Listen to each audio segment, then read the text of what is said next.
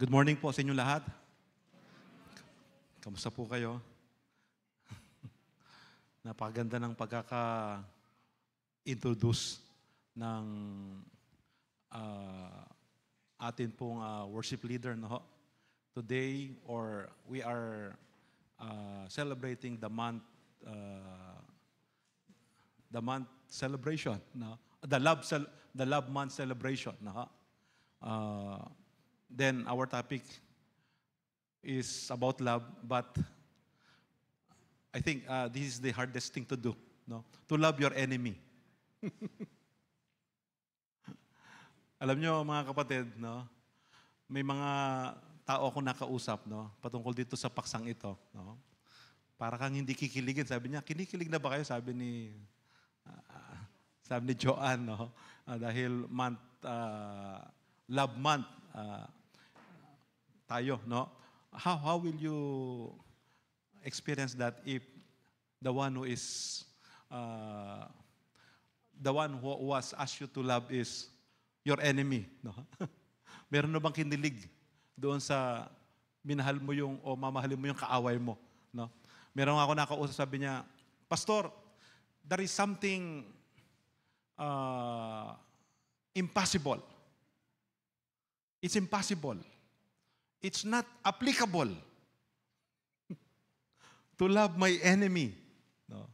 Well, talagang mahirap po, no?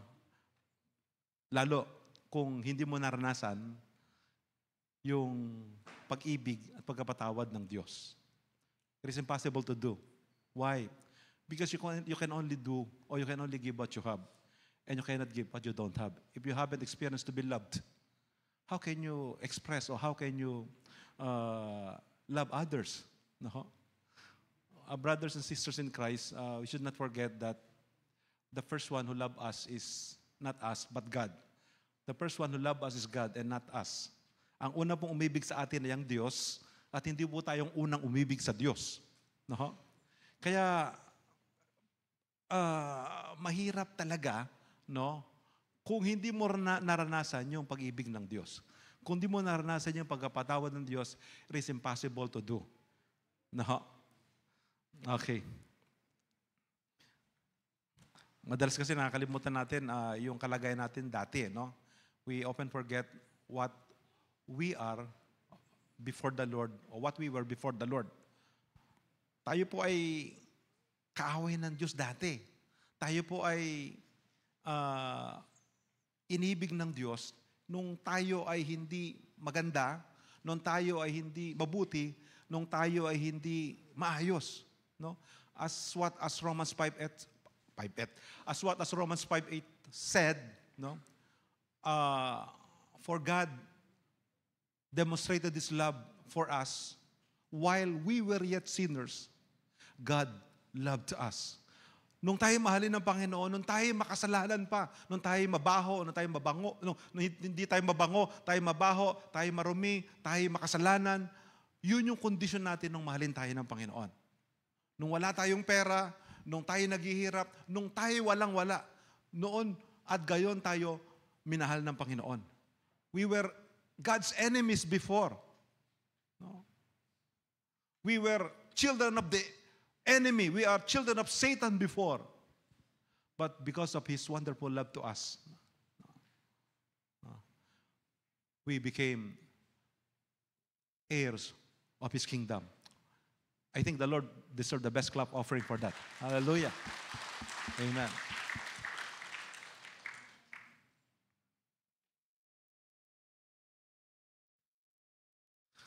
Pastor, minamahal ko naman yung aking kaaway . Hindi ba, sabi nyo nga, kapag ikay binato ng bato yung mga tinapay. Ay, binato ko naman ng tinapay. Kailan nasa garapon yung tinapay? No? Binato ko naman ng bulaklak. Kailan yung bulaklak nasa pasok? No? Nakasakit din, no? Mga kapatid, no, let me just give a background of this passage, no. Since we are in the series of studies in the book of Luke, no. Ito mga panahong ito, kagaya ng sinabi ko dati, no, the nation Israel was under Roman Empire or Roman captivity, no? Sila po yung nasa ilalim ng pananakop ng bansang Roma, no? At nung panahon na yon ay talagang dahil nga sila ay nasa ilalim ng isang malaki at makapangyarihang bansa, ang pagpapahirap ay gayon na lang, no? Saan sila pinapahirapan? Well, sa maraming bagay. Una ay doon sa tax, no? Napakataas ng hinihinging buwis sa mga mamamayang Hudyo, no? At bukod doon ay the temple, aside from the government tax, the temple or the church is required them also to give their tithes, no? So pagka kinuwenta mo, kasi batas ng mga Hudyo yun, no? Na talagang ibabalik mo yung para sa Diyos, no? And then nagpataw pa ng multa o nagpataw pa ng not multa but buwis ang Roman government, mga simpleng tao lang naman ang marami doon at talagang mga nagtatanim, no, mga they are engaged in agriculture, no? Kaya halos 70 to 90% of their money went to taxes. Tax in the government, tax in the temple, to the point that their ancestral lands were elite or what would you call that, no? Nakuha na wala na, no? Kaya ang tao gayon na lang naghihirap, no? Ang tao gayon na lang kinakapos, no? They lost their ancestral lands, and then yung mga nakikisama at mga nakikisama like the Sadducees, no? And then the Zealots, the Pharisees, yung kayamanan o yung kabuhayan na para sa kanila ay napupunta doon sa mga mayayaman at lalong yumayaman at nabibiyaan kasi nga nakikipamatok o nakikisama sa sa government ng Roma, no? And they were also influenced by the Roman imperial theology. Kaya isipin nyo yan, no? Pinapahirapan ka, ang daming mga dapat bayaran, ang daming mga requirements, no? Ang daming mga nire-require na taxes. Tapos wala namang masyadong kita, wala masyadong benepisyo, to the point na dahil di ka nga makabayad, pati yung lote mo, pati yung kabuhayan mo, iilitin, kukunin. Ano pa mangyayari? Ang mangyayari, the effect is hatred. The effect is anger. No? Kaya may mga nagre-rebelde, may mga lumalaban, at may mga talagang sabik na sana dumating na yung pinangako ng Biblia. Sana dumating na yung pinangako ng Diyos na mayroong tagapagligtas. Sana dumating na yung Messiah. They wish that the Messiah would come now, or dumating na yung paghahari ng tagapagligtas at itumba at wasakin, no, ang imperialistang Roma. So, yun yung sitwasyon ng mga kapatid, no?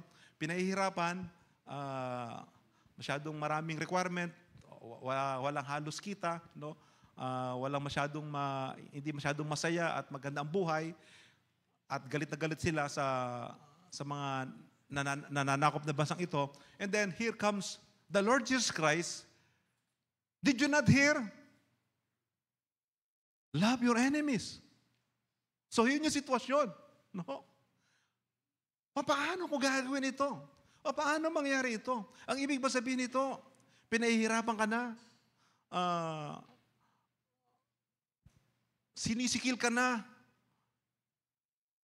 sinasaktan ka pa, tapos mamahalin mo pa ang mga taong ito?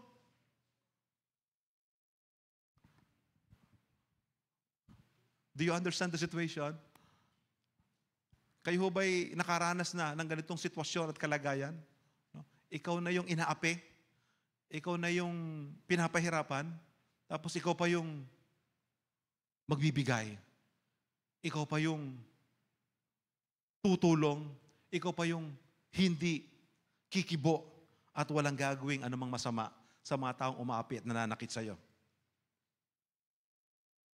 We have to change our thinking before we can change our living. We have to change our thinking before we change our living. Especially nowadays, where people are becoming right-oriented. We are becoming right-oriented society. No?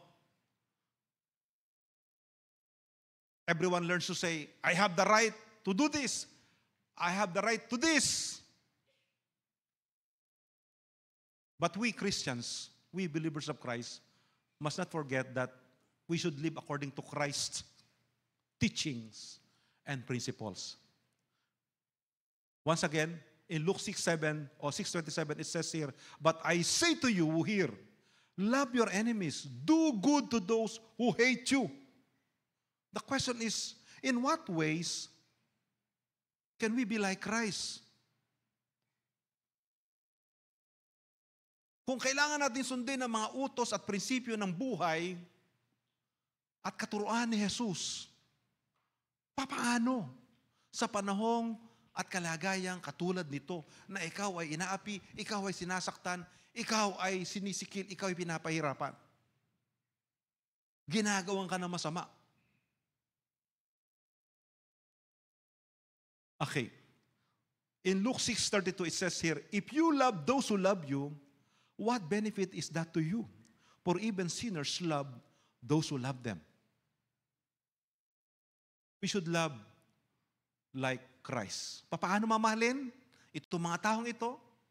We should love like Christ. Kung magmamahal daw tayo, ay katulad kung papaano nagmahal si Jesus.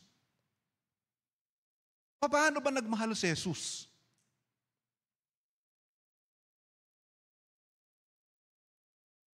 Merong nagtanong ho kahapon o no isang araw. Sabi niya, Pastor Ray, ang hirap naman nun. Biro mo, sinampal ka. Tapos, iharap mo yung kabilang piski mo para sampalin ka uli. Paano kung inabuso ka? Paano kung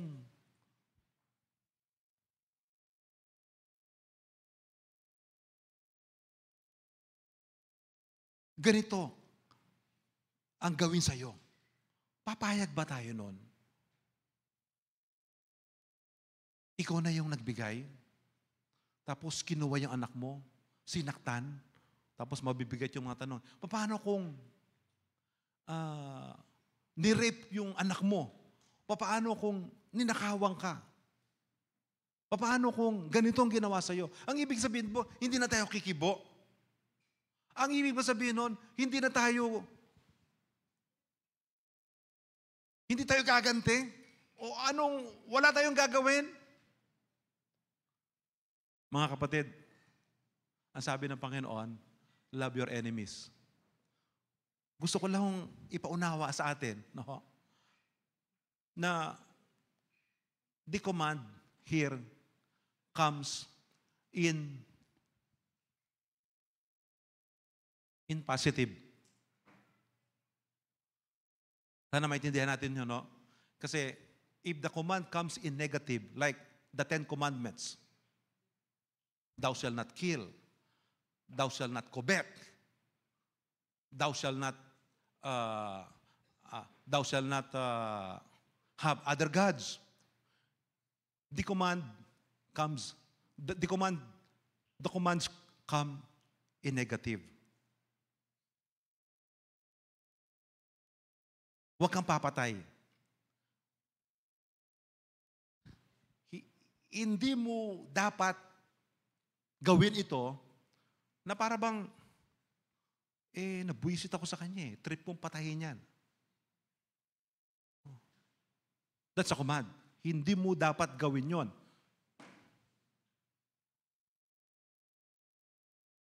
But here, the command comes in positive. Love your enemies.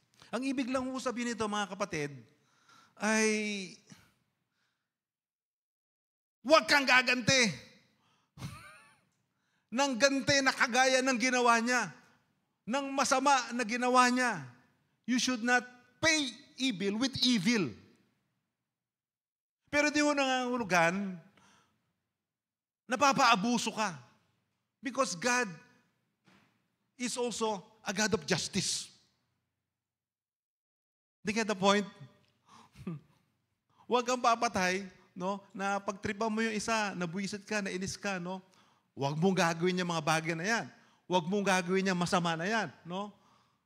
That's a negative way, or in negative form, in negative, in negative way, no? Pero ito, mga kapatid, no? Yung ikaw ay sinampal, ginawa ka ng masama. Because the law before is mata sa mata, ngipin sa ngipin. Ano ba sa English nun? Eye for an eye, tooth for tooth, no? Kung ano yung ginawang masama sa'yo, gawin mo. Kung pinatay ka, patayin mo. Kung ninakawa ka, nakawa mo. But Jesus Christ said, are you listening? Love your enemies. Itong mga taong ito, gumawa ng masama. Huwag mong balikan ng masama. Don't retaliate. Yun lang ang ibig sabihin nito, mga kapatid. Love like Christ. Exercise love beyond normal. Exercise love beyond normal. And it will transform our nature.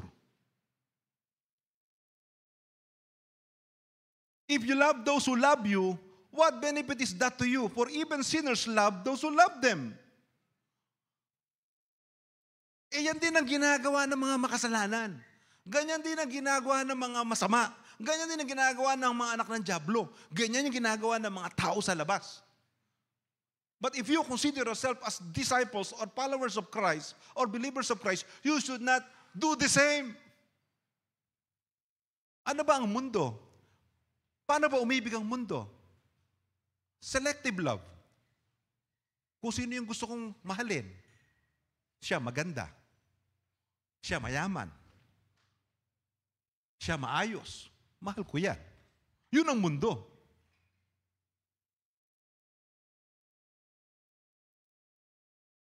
Ano pa? Preferential love. Gusto kong mahalin to kasi pautangin ako nito eh. Gusto kong mahalin to kasi may mahihita ako rito eh. May aasahan ako dito. Yun ang mundo. Pero sabi ni Christ, kung magmamahal daw tayo, mahalin mo yung mga taong hindi kayang magbalik. Mahalin mo yung mga taong hindi kayang gumante. Mahalin mo yung mga taong hindi gumawa sa'yo na mabuti. You go beyond normal.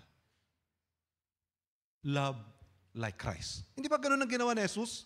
Kagaya na sabi ko kanina, hindi na tayo maganda. Hindi na tayo mabait ha. Hindi naman tayo mabait, mabuti. Pero sa kabila ng lahat, tinanggap tayo ni Jesus. Minahal tayo ng Panginoon. Ginawa natin siya na masama. Ang ginawa ng Diyos, ginawa tayo na mabuti. Sino bang nagkasala? Ang tao o ang Diyos? Nagkasala ang tao. Pero sino gumawa ng paraan para maabot tayo? Ang Diyos. And this is what I've been saying to us. The one who loved us first is God and not us.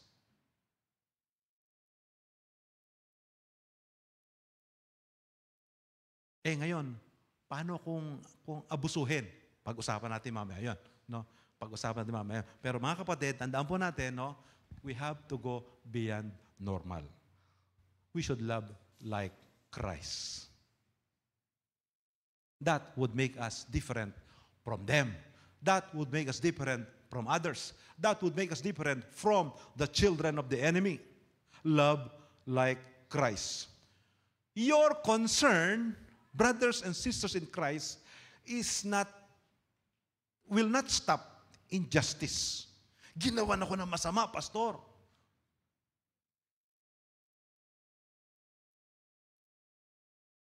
Pinahiya ako. Sinaktan ako. Ninakawan ako. Hindi ba tama lang na hanapin ko katarungan? Yes. Tama na hanapin mo ang katarungan. But, you should not stop at justice. You find the way to life. Nung magkasala ang tao, hindi agad pinatay ng Diyos ang tao. God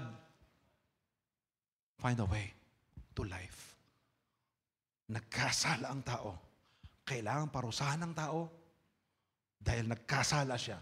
Because God is a God of justice. God is just.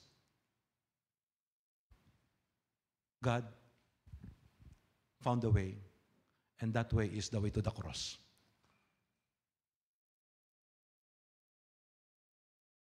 He chose life. Ang anak ko ang mamamatay.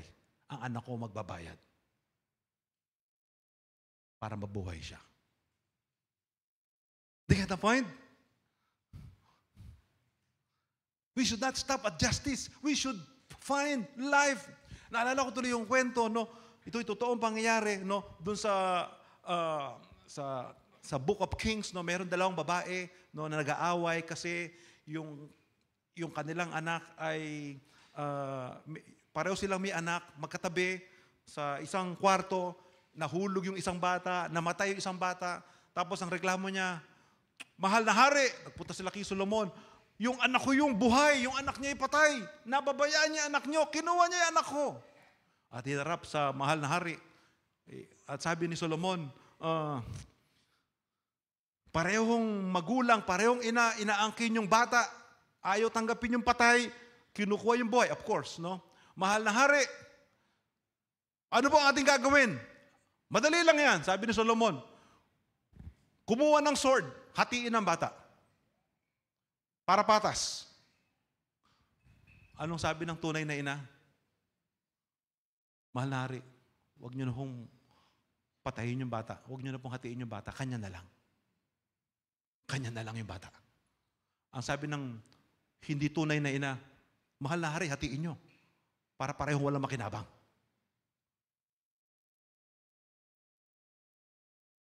The real mother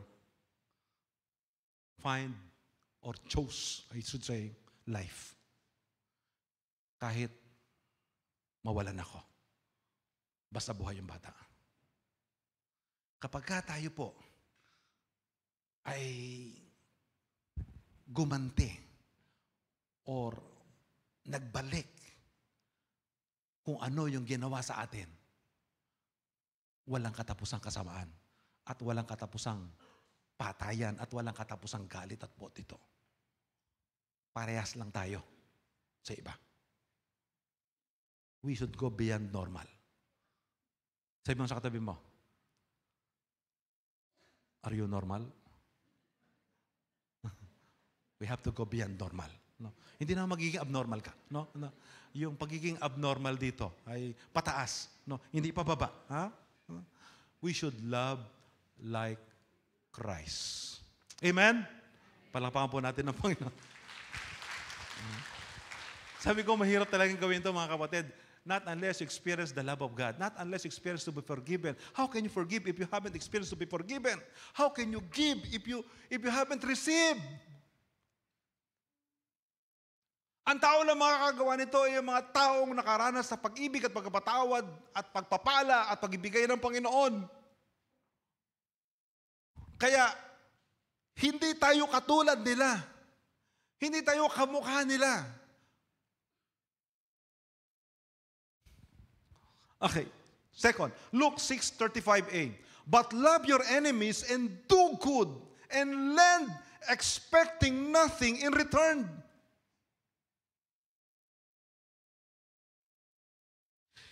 Sa halip na gantihan mo, sabi rito, gawan mo ng mabuti. Ha? Sa halip na masama, dahil masama ang ginawa sa iyo, gawan mo ng mabuti. We should live like Christ. Minahal na yung masama, minahal na yung makasalanan, ginawan pa ng mabuti yung masama, ginawan pa ng mabuti yung makasalanan.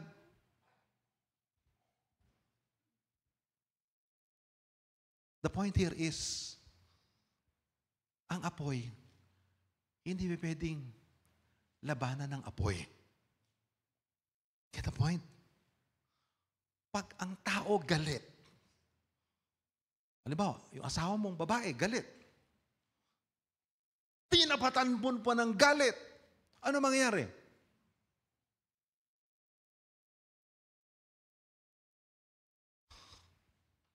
Apoy. Tinapatan mo ng apoy. Ano mangyayari? Sunog. Ang katapat ng apoy, tubig. You get the point? Kaya nga, mga kapatid na lalaki, mga asawang lalaki, no? Pag galit ang asawa niyang babae, huwag niyong tapatan ng galit. Bakit? Pag tinapatan niyo ang galit, sunog yan. Paano pa sa pag ako naman ang galit? Huwag ka na rin magalit.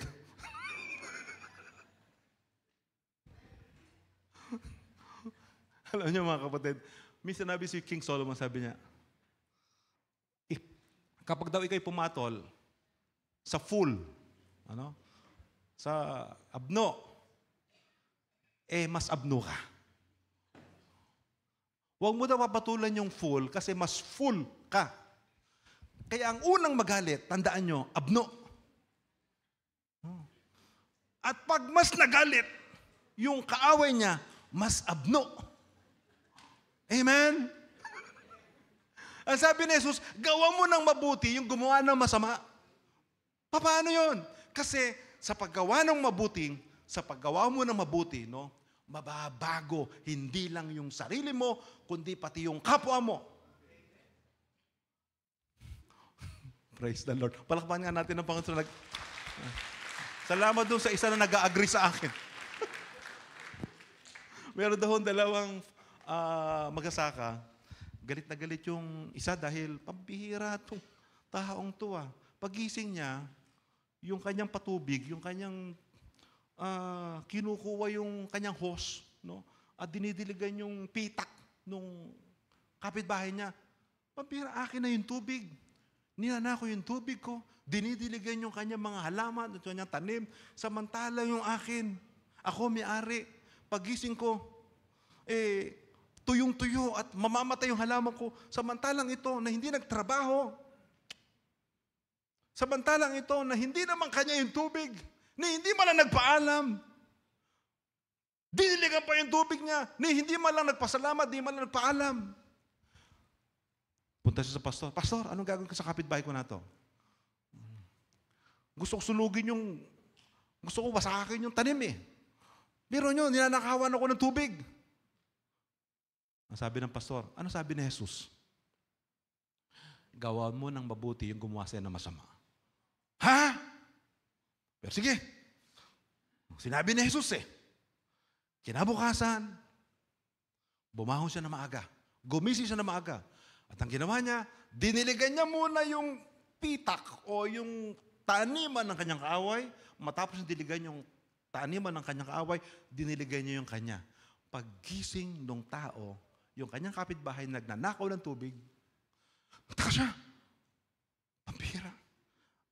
Ako na nga yung nagnakaw.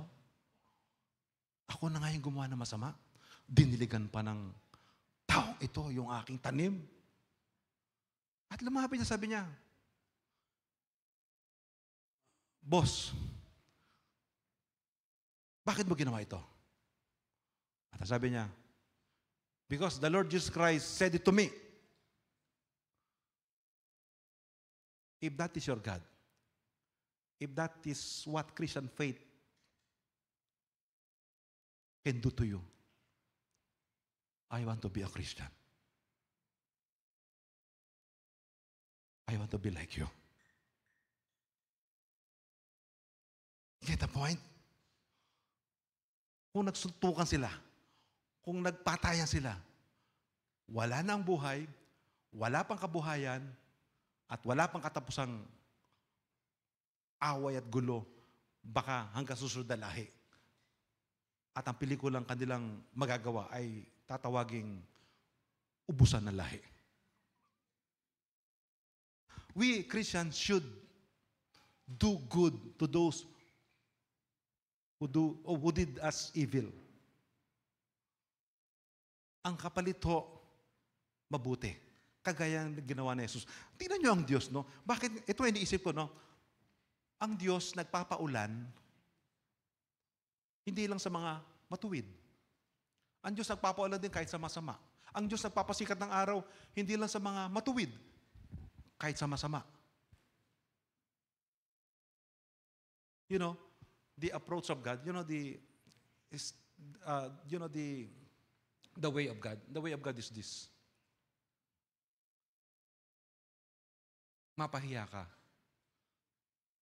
doon sa ginagawa mong masama. At yung mabuti at pagkapala na ibinigay sa iyo, magdala sa iyo para maging mabuti ka at magbago.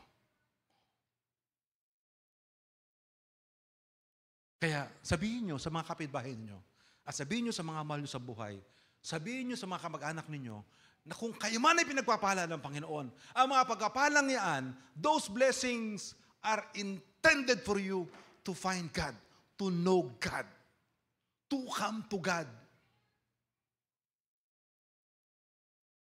Kahit nagkukulang tayo, kahit nagkakamali tayo, kahit nagkakasala tayo, pinagpapasensyahan tayo ng Diyos. Bakit? Kasi gusto ng Panginoon na tayo magbago. Gusto ng Panginoon tayo mag-isip, magsisi, at matumpak ang ating buhay. Amen? Do good to others and expecting nothing in return. Pambihira ito, mabigat to no? Pero alam nyo, 2 verse yung tinignan ko, no? Pag daw ikaw nagbibigay, huwag kang mag-expect, no? Nabibigyan ka. Pero merong ginamit dito, lend, the word lend, no? Lending means pautang, right? No? Kung ikaw tayo nagpapautang, no? Ito matindi ito, no? Kung ikaw tayo nagpapautang, huwag mong asahan na bayaran ka in full. Pwede naman pala pang utang. Pare, pautang nga. Hindi na kita papautangin. Bakit? Sabi ni Lord, baka hindi mo ako bayaran in full. No. The command here is for those who cannot afford. Doon sa nangutang at nawala ng kakayahan at nakita mo kahirapan, kung pwede lang, huwag mo na singilin. Kung yung kanyang kalagayan ay maganda, kung ang kanyang kalagayan ay mayaman at may kakayahan at talagang hindi niya lang trip na magbayad, iba yon. That's injustice. Pero sa kabila, ang sabi doon, kung magbibigay ka, pag daw ikaw magbibigay, huwag kang aasa ng kapalit. Pastor, paano kung hindi ako bayaran? Malaki yun. Kung hindi ka binayaran, dahil walang kakayahan, namatay ng asawa, namatay pa mga anak, nasunugan pa, hindi ka nabayaran sa nautang sa'yo. Ito masasabi ko sa'yo, babayaran ka ng Panginoon. Dahil ang nakautang, ang Diyos. At kahit kailan, ang Diyos, pag nagbayad, hindi kagaya na nangutang sa'yo na inililisa sa tubig. Pag nagbayad ang Diyos pag nagbayad, on time, ang Diyos pag nagbayad, kompleto, ang Diyos pag nagbayad, beyond your expectation. Bakit? Ang Diyos lang ang tanging nagbibigay ng hindi nawawalan. Ang Diyos lang ang tanging nagbibigay na hindi naaapektuhan. Ang Diyos lang ang tanging nagbibigay na laging meron at di nababawasan. Palapakan natin ang Panginoon. Praise the Lord, no? That's why, live like Christ. Not only love like Christ, but live like Christ.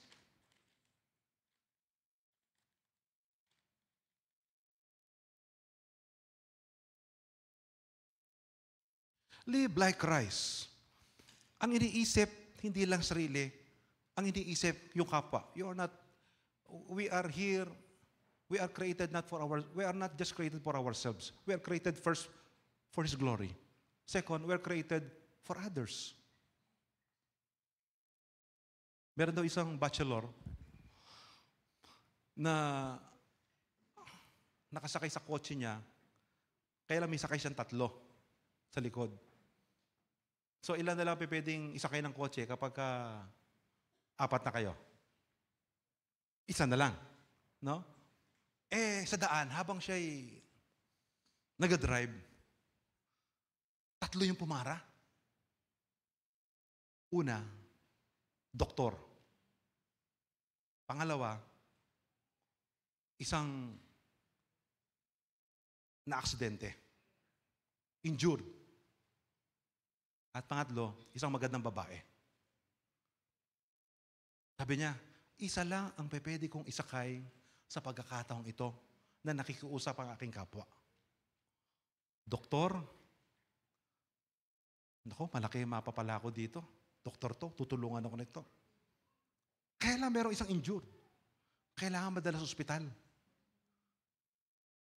Hindi pwedeng gamutan ganun lang. Kailangan madala sa ospital. At pangatlo, magandang babae. He was a bachelor. Sabi niya, tagal ko na naghanap ng girlfriend. Sino? Kaya ang isasakay ko. Kung ikaw nandun, sino sasakay mo? Sabi niya ganito, dahil Kristiyano ako, ang gagawin ko ganito. Isa na lang, pwede ko isakay. Bababa ako, bumaba siya. Sabi niya, Doktor, marunong kayo mag-drive. Opo, i-drive mo to, dali mo yung injured sa ospital. At ako na bahala sa magandang babae. Isipin mo yon. Nakatulong ka na, naka-escort ka pa. Di ba? Bakit? Kasi, una, inisip niya kung paano mabuhay. Love like Christ and live like Christ.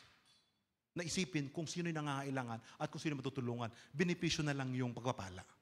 Do you know that, mga kapatid, na pag ikaw gumagawa ng mabuti, na pag ikaw gumagawa ng tama, hindi mo kailangang utusan ng Diyos at hindi mo kailangang sabihin, Lord, pagpalain niyo ako. Natural sa Diyos ang magpala, natural sa Diyos ang magbigay, at lalong natural sa Kanya, at masarap ang pakiramdam niya na bigyan niyo mga taong sumusunod at mga taong nabubuhay, kagaya ng pagkabuhay o kagaya ng buhay na tinuturo niya na dapat meron tayo. Amen? Live like Christ. Next.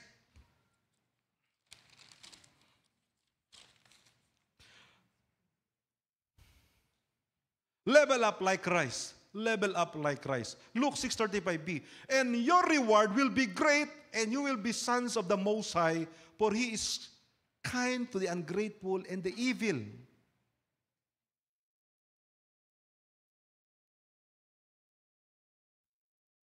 Yung second point, mga kapatid, pag hindi ka na binayaran, nangutang sa'yo, hindi ka binayaran, huwag ka mag-alala. Bakit? Nagpautang ka sa Diyos. Ang Diyos ang magabayad, no? You just leave the result to God. Because God is not only a God of love, but a God of justice. Leave the result to God. You have to go beyond normal. Kaya sabi rito, mag-level up ka. Mag-level up tayo. No? Bakit? Kasi pag nag-level up ka, your reward in heaven is great. Look at this. Paano nagiging anak ng Diyos ang isang tao sa sitwasyong ito o sa pasaheng ito? Kasi doon sa John 1:12, in order for you to become a child of God, you have to accept Jesus Christ, right? But as many as receive Him, He gave them the right to become the children of God. It is true faith by accepting Christ as your Lord and Savior. Tapos doon sa Beatitude, in order for you to become a child of God, you must be a man of peace. Sabi, yung mga namamayapa ay tatawaging anak ng Diyos, right? Blessed are the peacemakers, for they will be called sons of God or children of God. No? But in this passage, how can you be called a child of God? How can you be called children of God? How can you be called sons and daughters of God? In this passage, kapag ikaw ay gumagawa ng mabuti, minamahal mo ang kaaway mo, binagantihan mo ng mabuti, gumagawa ng masama, tumataas yung katwiran mo, nagle-level up yung righteousness sa buhay mo, you will be called sons of God. You will be called daughters of God. You will be called children of God. So that they may glorify your Father in heaven.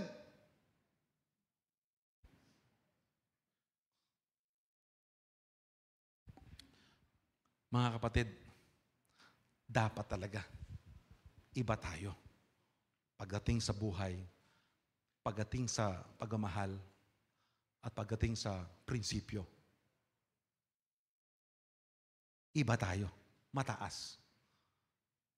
Yung bang, pag nakita nila, ikaw, at naalala nila ang pangalan mo, ang sasabihin ng tao ganito, purihin ang Diyos sa buhay mo. Naniniwala ako sa Diyos dahil sa buhay mo. Di ba?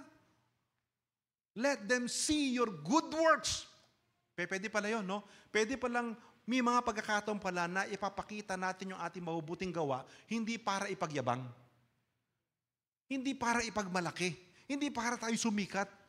May mga pagkakataon sa buhay natin na nakikita yung mabuti, yung ating pagkapatawad, yung ating pagibigay, yung ating paggawa na mabuti, para makita ng mga tao si Jesus ang Diyos sa buhay natin. And they will praise God because of a level of life. Imposible ito eh. Kung paano niya nagawa to? Nagawa niya to kasi nasa kanya si Jesus. Nagawa niya ito kasi meron siyang Diyos. Nagawa niya ito kasi hindi siya katulad ko. Hindi siya katulad natin, sabi ng mga tao sa labas. Gumagawa sila ng mabuti at kapag gawa nila ng mabuti, nakikita nila ang Diyos sa buhay mo. At sabihin nilang, tunay nga mga anak to ng Diyos. Kasi hindi nila gagawin yan kung sa buhay lang nila. So, mga kapatid, merong pinanggagalingan. Merong lakas, merong motivating factor kung bakit mo ginagawa ang isang bagay, kung bakit ka nagpapatawad, kung bakit ka nagbibigay, kung bakit ka nagpapasensya, kung bakit ka nagpapala, at kung bakit hindi ka nananakit, at kung bakit hindi ka nagpe-persecute, at marunong kang magpaubaya, at marunong munawa, at marunong magpatawad. And that is God. Palakpakan po natin ang Panginoon.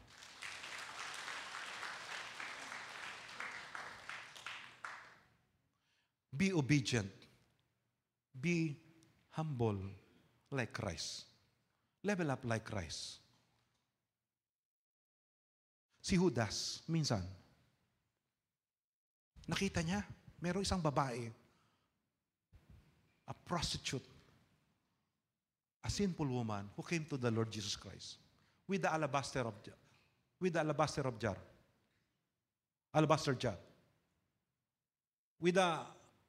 an expensive perfume.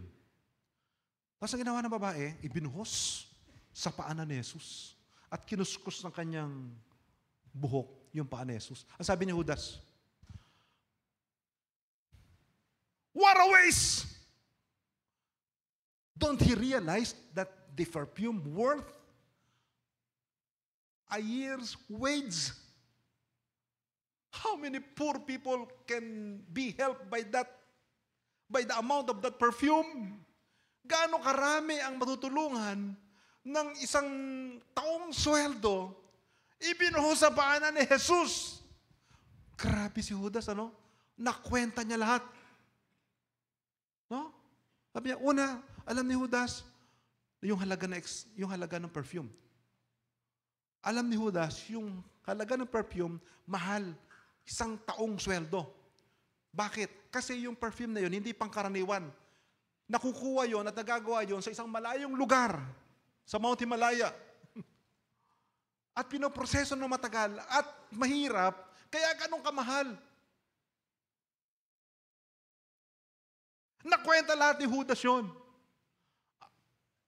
Yung ibang mga disipulo nga medyo nag-isip din eh. Parang tama si Judas, ano? Sabi ni Jesus, alam nyo, lagi niyang nasa isip ang mga mahirap. Kailan nyo ako naisip? Does it mean Jesus Christ hates poor? No! He loves the poor. He helps the poor. He attended the needs of the poor. What the point here is this.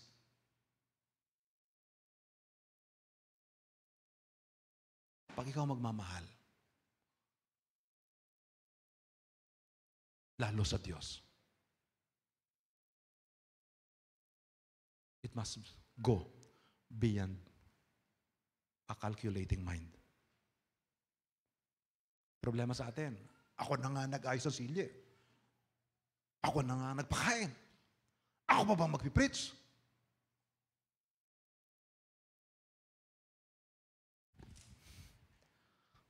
Yung atin hong commitment, yung ating pagmamahal sa Diyos, must go beyond a calculating mind. Isipin mo na lang, kuya, ate, no? Ano ba yung binigay ni Jesus sa'yo? Okay. Let's say, for example, we are all given 70 years to live. 70 taon, lahat. Pagkatapos sa 70 taon, mamamatay tayo. Ang tanong ko ganito, ilang taon na lang natitira sa'yo? Sige, magkwenta ka. Sabi nung 69 years old, naku po, Diyos ko. Meron ba 69 years old dito?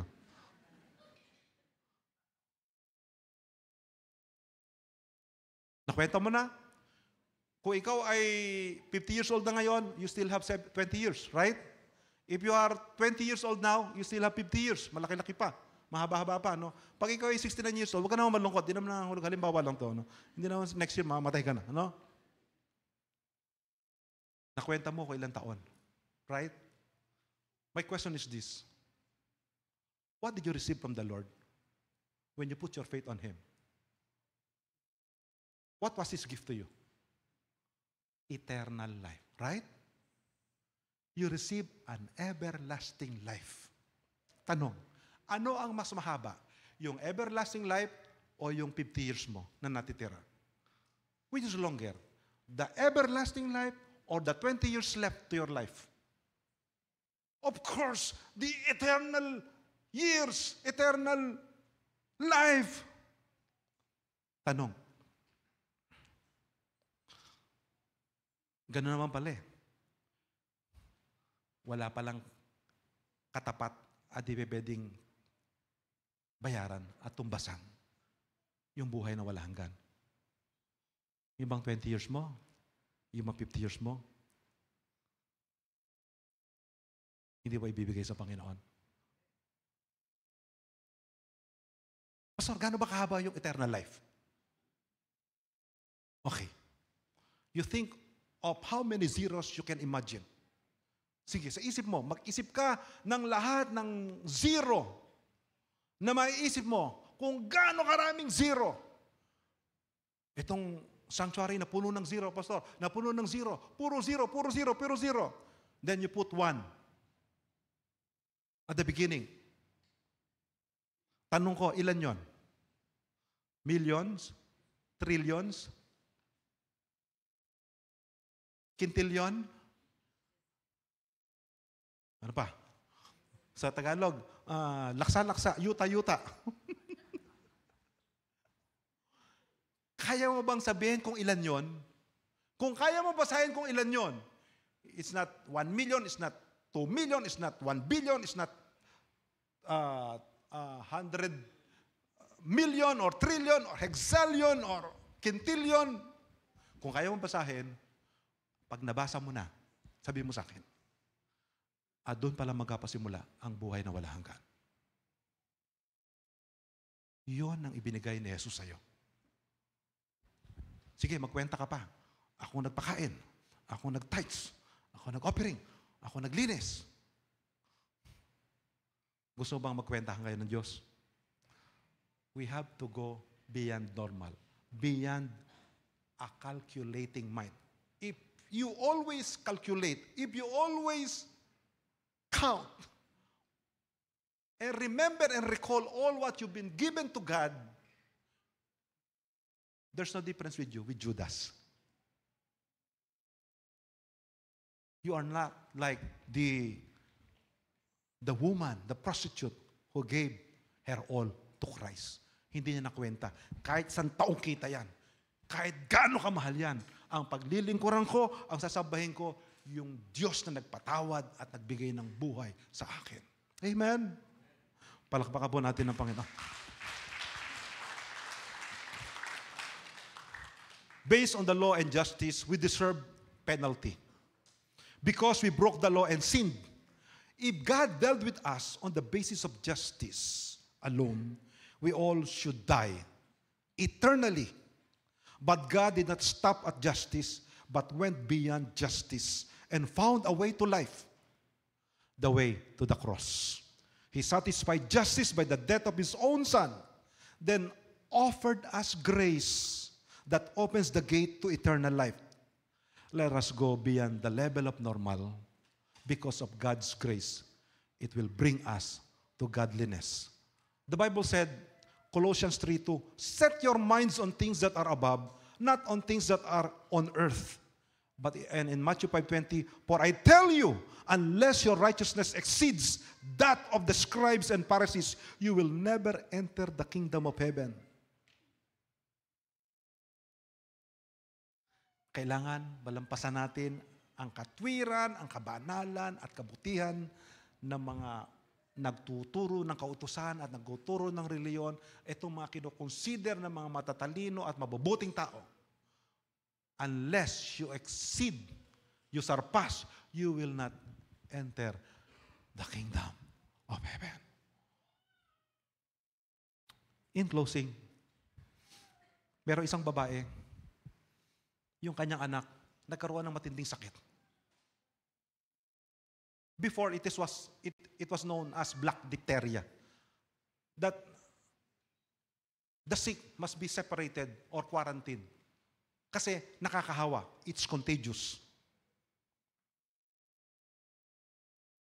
Yung kanyang anak na lalaki, umiiyak at nagsasabi doon sa nurse, Nurse, hindi na ako mahal ng daddy ko at mami ko. Kasi ilang araw na akong narito at hindi nila ako tinitignan, hindi nila ako pinupuntahan, hindi nila ako niyayakap at tinahalikan. Dati ganun ginagawa nila sa akin. Without his knowing that he had that black diphtheria, na kung sino man ang lalapit at sino mang makakahawak sa kanya ay mahahawa at mamamatay. Ikinuwento ito ng nurse do sa mother. At ang sabi ng mother, hindi ko totoo yan. Araw-araw narito kami sa labas, nag-iintay at nagmamahal at nananalangin na siya'y gumalik. Yung ina, hindi napigilan yung sarili. Pumasok sa quarantine room at sinabi niya, anak, it's not true. It's not true. Niyakap yung bata, hinalikan yung bata, at minahal yung bata. Tuwang-tuwa yung bata. After a week, inilibing yung ina. The question is this. What made the mother decided to do that? To go to the child, embrace the child, and love the child. Tell me the reason. Hindi po ba walang ibang dahilan kundi ang pag-ibig? Ang pag-ibig ng isang ina, ang pag-ibig ng isang magulang, na kahit ikamatay niya, maipadama niya lang ang pagmamahal sa kanyang anak. Di po ba ganyan ang ginawa ni Jesus?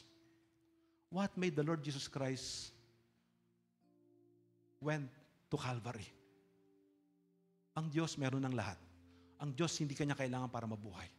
Ang Diyos kompleto. Ang Diyos satisfied. But the Bible said, for God so loved the world that He gave His only begotten Son, that whosoever believe in Him should not perish, but have everlasting life. Brothers and sisters in Christ, we should not forget that we are all sinners before, and we are all enemies of God. But because of that wonderful love of God to us, that He even left the splendors of heaven just to reach out. The Lord Jesus Christ did it for the sake of reconciliation. For the sake of reconciliation. Tayong nagkasala, siya gumawa ng paraan para tayo magkabati. And here is Jesus Christ saying, did you not hear? Are you listening? Love your enemies. Tayo pong lahat ay tumayo.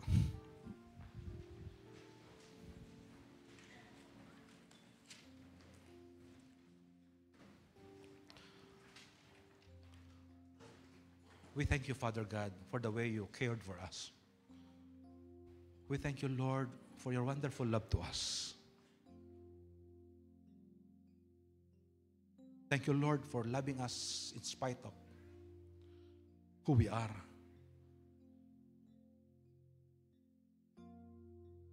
You demonstrated your love while we were at sinners. You died for us.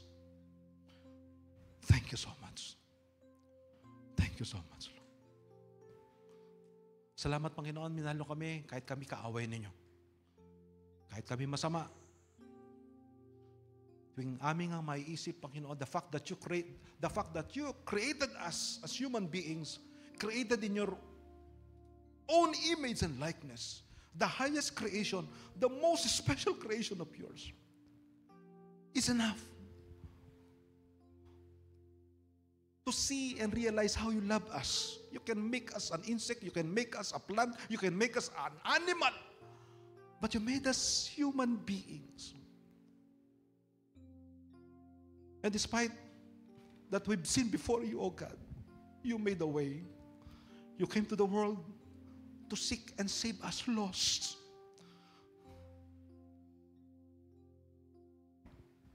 Salamat po. Wala pong nagmahal ng ganito sa amin, kundi kayo. To respond to that love, brothers and sisters in Christ, if you want to receive Him as your Lord and Savior, and you put your trust, your faith on Him, you are now saying, Lord, I am a sinner. I need you. I believe in you. I believe that you died on the cross on my place. You just follow me in this prayer. Just follow me, but do it with all sincerity. Panginoon Jesus, lahat po kami makasalanan. Patawarin niyo po ako sa aking mga kasalanan. Pinagsisisihan ko po ang lahat. Tinatanggap kita sa aking buhay bilang aking Panginoon at sariling tagapagligtas. Magmula ngayon, kayo nang maghari at manguna sa aking buhay. Salamat sa iyong pagkamatay sa krus. Salamat sa iyong pagtitigis ng iyong dugo. Salamat sa iyong pagkapakasakit. Salamat po, Panginoon, sa iyong pagkabuhay na maguli. Let me repeat that once again, but this time in a foreign language. Lord Jesus, I confess that I am a sinner. I thank you for the way you loved me. Thank you for dying in my place. From now on,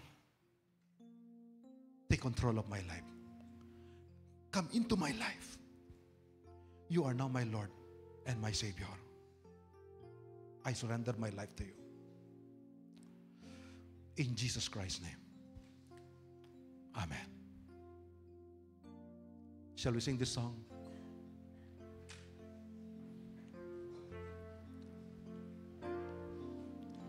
Oh, how He loves you and me. Oh, how He loves you and me. He gave His life. What more could He give? Oh, how He loves you. Oh, how He loves me. Oh, how He loves you and me. Oh, how He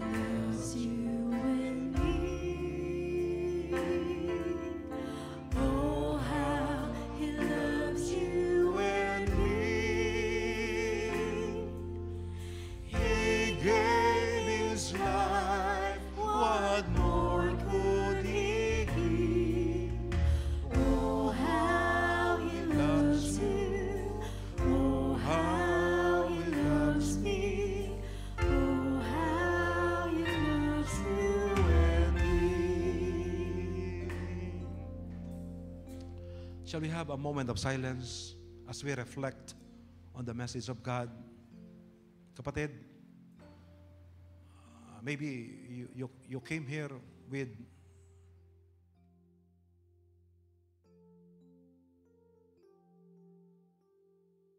a hard day. You came here with anger, with hatred, thinking how you will take revenge on someone or somebody who've sinned against you.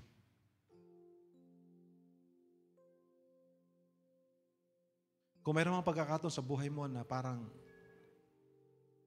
naapi ka, ginawa ka na masama, inagrabyado ka,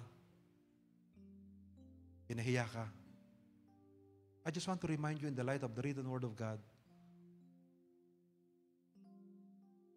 that if there's someone who experienced to be forsaken, to be hurt, is no other than Jesus Christ. And He said,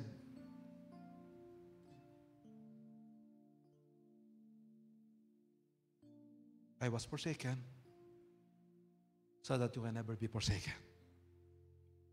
Ang mga pag-iyak at mga luha ay bahagi dahilan ng kanyang kamatayan. And remember His very words, great is your reward in heaven.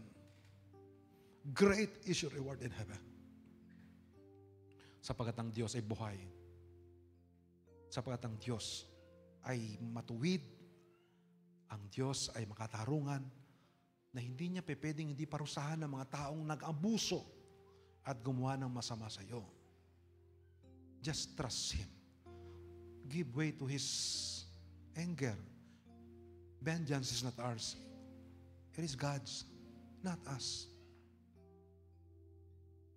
We are here to live like Christ, to love like Christ, and to level up like Christ. Kaya, sana pagkatapos ng worship service na ito, baka pwede mong puntahan yung mga taong nakaaway mo, nakagalit mo, at sabihin mo lang sa kanya, alang-alang kay Jesus. It is because of the Lord. I'll forgive. Kapag ka hindi mananampalataya, just think of this. Christ died for him. Kapag ka mananampalataya, if he is a believer or if she is a believer, just think of Christ lives in him. Christ lives in her. Just look at the Lord. Because we can only do this by the grace of God. We can only do this by the power of His love. Si Mother Teresa, tinatanong siya, paano mo nagagawa na mahalin at hugasan at paliguan ng mga taong marurumi at masama? At paano mo sinatyaga ang mga taong ito? And she said, I was just thinking that I'm doing this for the Lord Jesus Christ. I was thinking of the Lord Jesus Christ who did this to me. Once again, let us sing this song and remember the goodness, the love of God in our lives.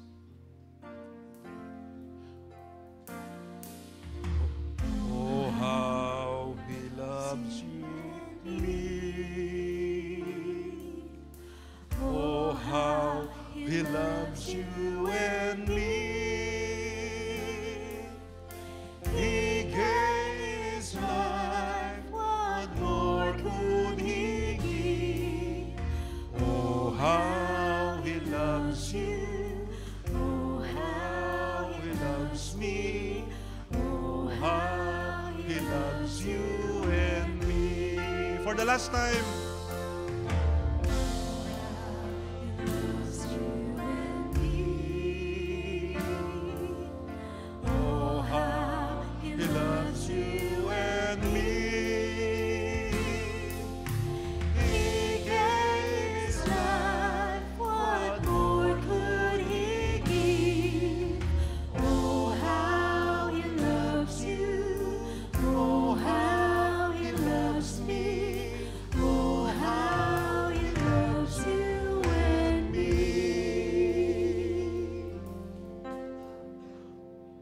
The Lord bless you and keep you.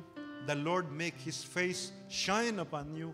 The Lord lift His countenance and give you peace and be gracious unto you.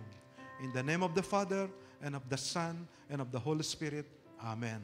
Amen.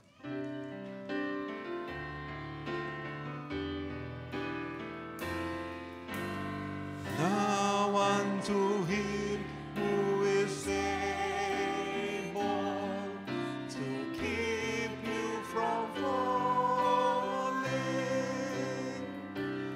and to make you stand in His presence, blameless and with great joy.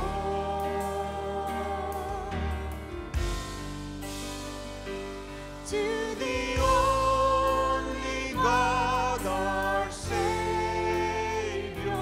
through Jesus Christ our Lord, be the glory and the majesty, dominion and authority, both now and forever. Amen.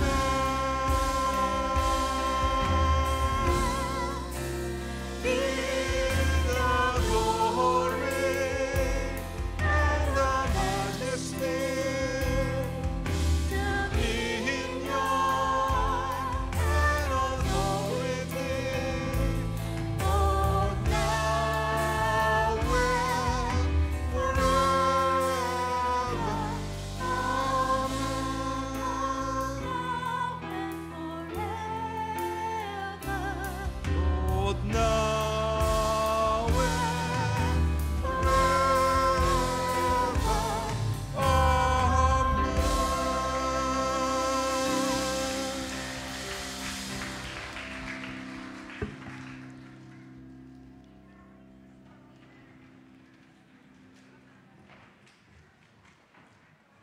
Thank you, Pastor Ray, for sharing the Word of God. Let us all spread and exercise love beyond normal, not only today, but every day. To our loved ones, to everyone around us, and even to our enemies, just like how Christ loved and accepted us. Now, church, for announcement, we're encouraging everyone to participate in CK Kids Ministry ongoing project named Crayon Change, From Broken to Beautiful. If you have crayons that are broken and not being used anymore, you can gather them and bring them here in CK to be recycled. Isa po itong magandang paalala that by recycling, we are being good stewards for the resources God has given us. Now for some other announcement po regarding our CK Life Ablaze, CK Thrive and Young Married Couples Hearts Day event, may I call on Ate Lourdes Rone, Kuya Jed, and Kuya Pitts to share with us some few reminders.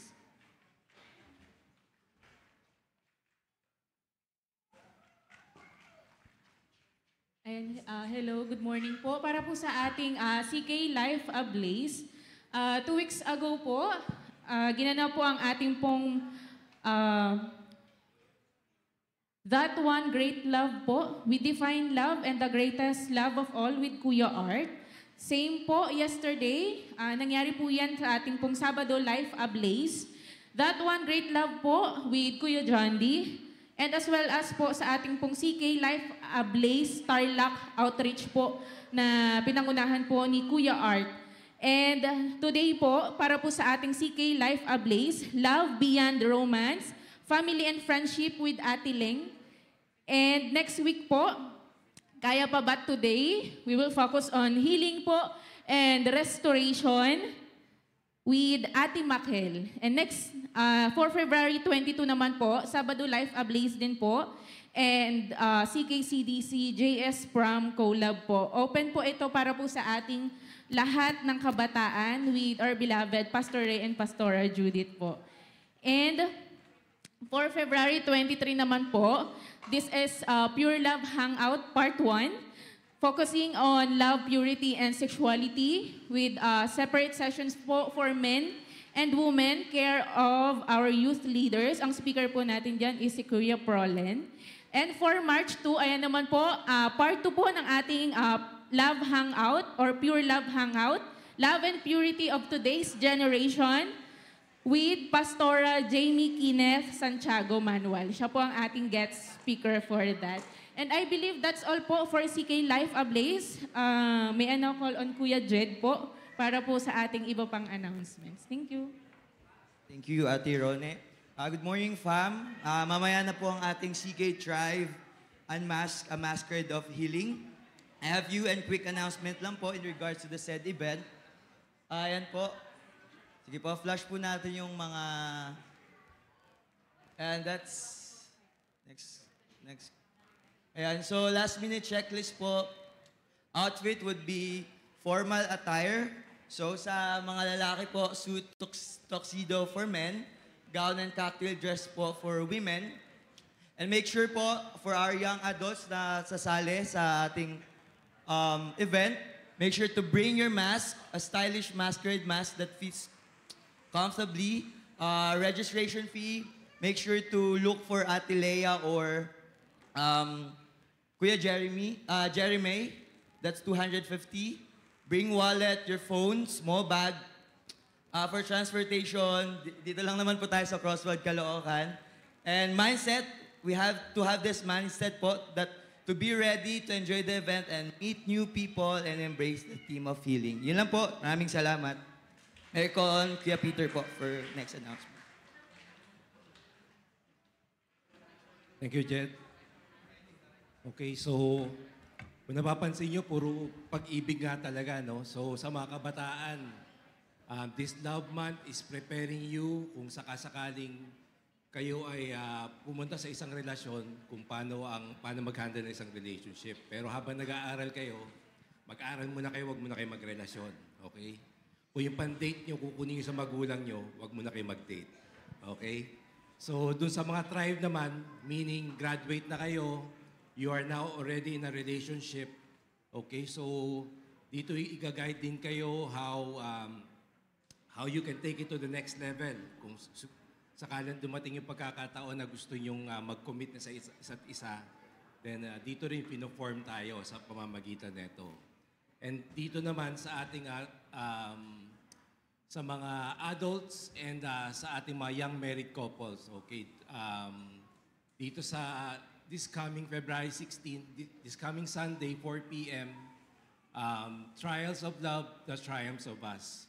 Okay, so dito naman, we are already committed, okay? So paano natin ma-further strengthen yung relationship natin?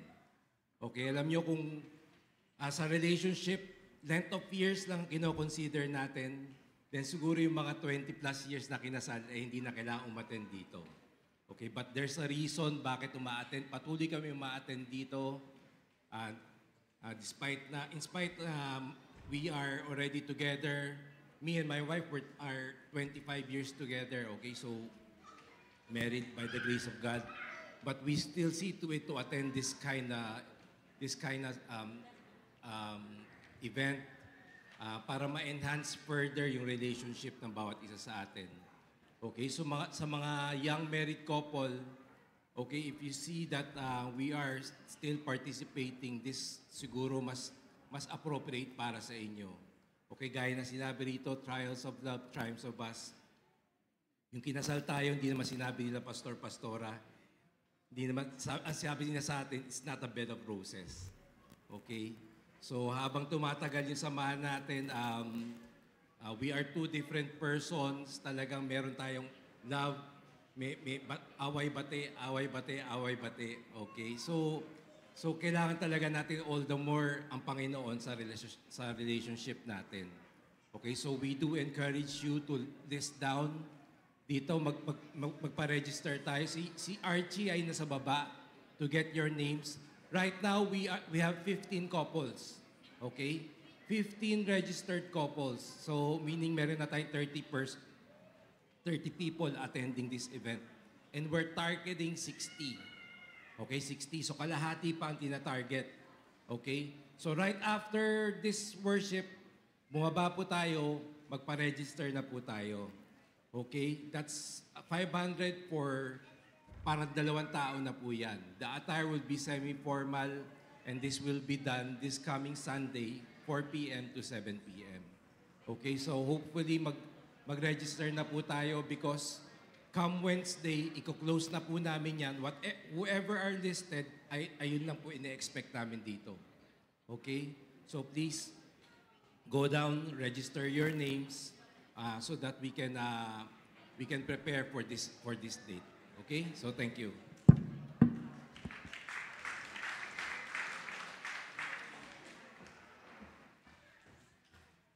Ngayon naman po, let's welcome and praise God for our visitors today.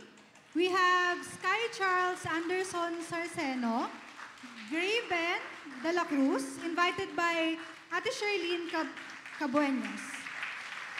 Next po is Annie Ramos, Ryle Ramos, Kyra Ramos, and Rob Busby, invited by Tita Vix Dimarana. We're all glad that you are here worshiping with us. We hope to see you again next week. Dito na po nagtatapos ang ating main service, praying that all of us were blessed and may we all be a blessing to others this week. Again, thank you and God bless us all.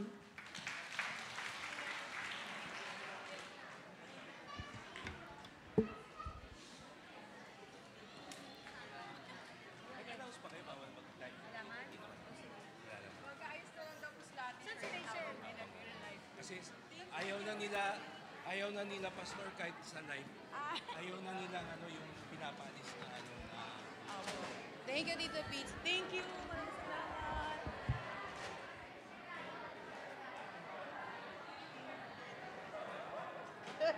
Pwede na. Ayan.